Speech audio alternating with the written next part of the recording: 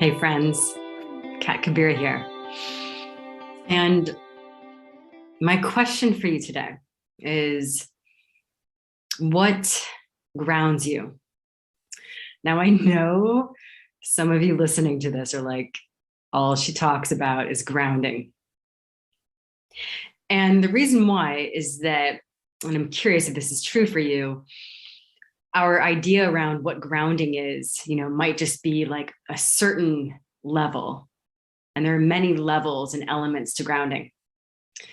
And I find it particularly important, every single program that I run, whether we're talking yoga, energy work, like you understanding your own energy body, if you are initiating as a healing arts practitioner, and if you're healing from an eating disorder, any sort of trauma healing, grounding is always the baseline.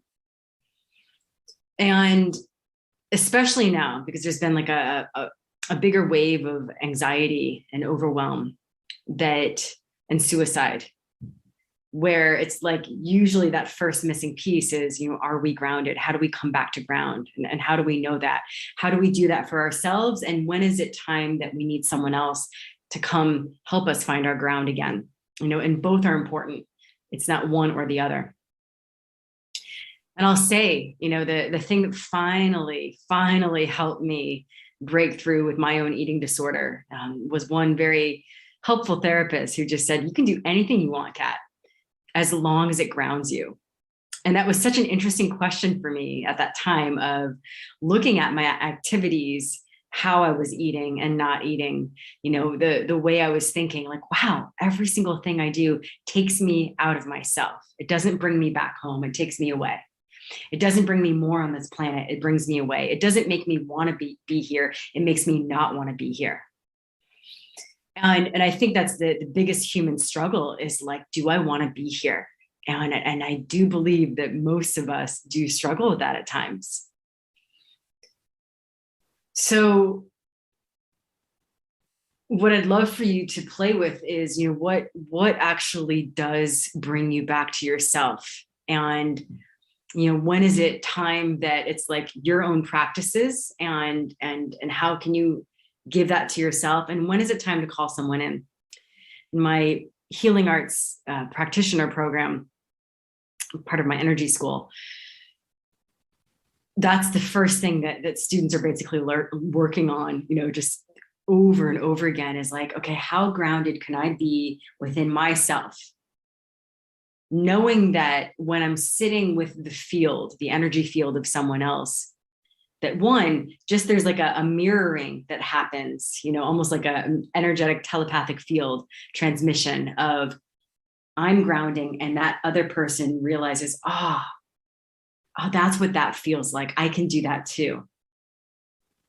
And already there's a certain relief because you're not actually healing someone else. You're just reminding them who they are and the access to source that they have so that they can start to resource themselves again.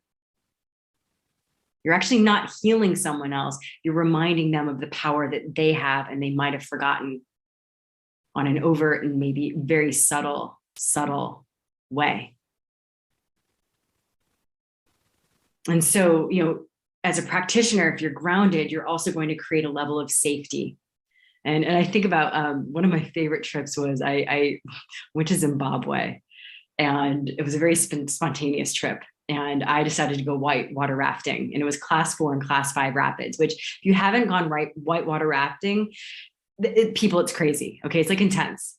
And I'm realizing as I'm like strapping on my little life vest, like, oh my God, like, what are we doing? And I was looking at the other guides and I saw my guide.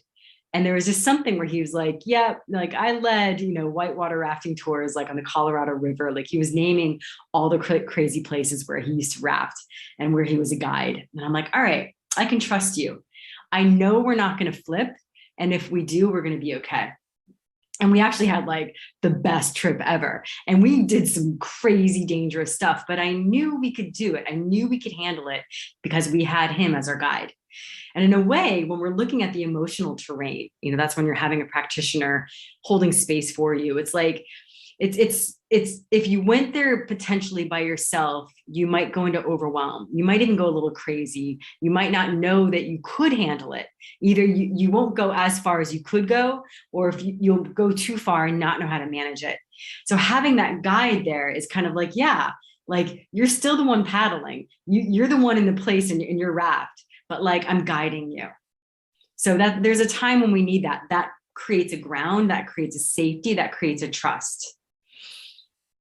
And finally, it's just to remember that just outside of any therapeutic work, like our life, we want our life to be grounding and naturally grounding, not where we're like working so hard, like, oh, there's something wrong with me. Why can't I ground? So friendship is grounding. My little tagline these past few months is I will fly for friendship. I realized like not being on tour for 2 years, it wasn't just about I love you guys, my students, but my friends too. And my students are my friends too. Like I will fly for friendship. That grounds me. So sometimes we think of grounding like walking in the woods or taking a shower or like doing certain energy practices. Yes. And what about your people? Like your inner circle, your tribe, that's going to ground you. And when we talk about grounding on that level, it's like it helps you want to show up as you. It helps you take up space. You feel seen, you feel heard, you want to be seen, you want to be heard, you want to share. It helps you want to engage in life and not just engage. It helps you be curious, explore, and share. And that's what we're all looking for is how can we feel, how can we rest in ourselves and also expand? If we really want to make a difference for one another and for ourselves and for this planet, we need to be able to show up, and that's grounding.